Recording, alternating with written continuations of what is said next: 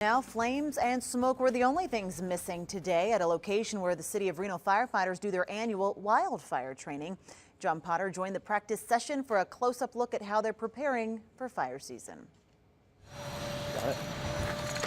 On a vacant lot along the river, a crew of 11 sets up the scene. In what seems like seconds, hoses pour out of trucks.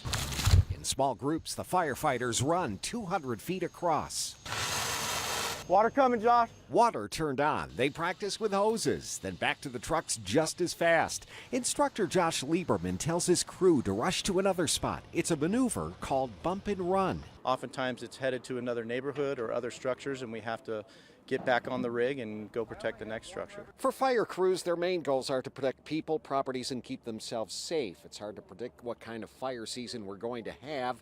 Anything could happen. Fire is unpredictable, which makes training sessions like these all the more important. This is a great chance for all our crews to refresh from last year's training.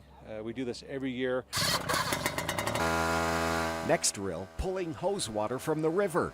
And then something no one fighting a wildfire ever wants to experience, but has to know how to do. Deploying a fire-resistant shelter. Armstrong, good. Yep.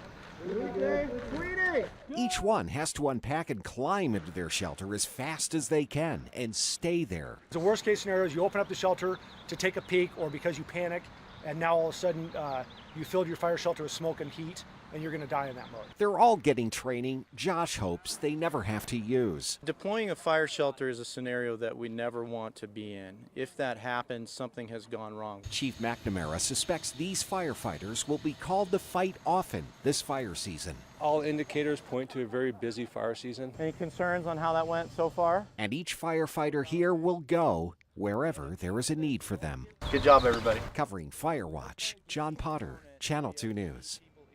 Yeah, good job indeed. Well, with fire season around the corner, count on Channel 2 News for Fire Watch continuing coverage on the air, online, and on Facebook and Twitter.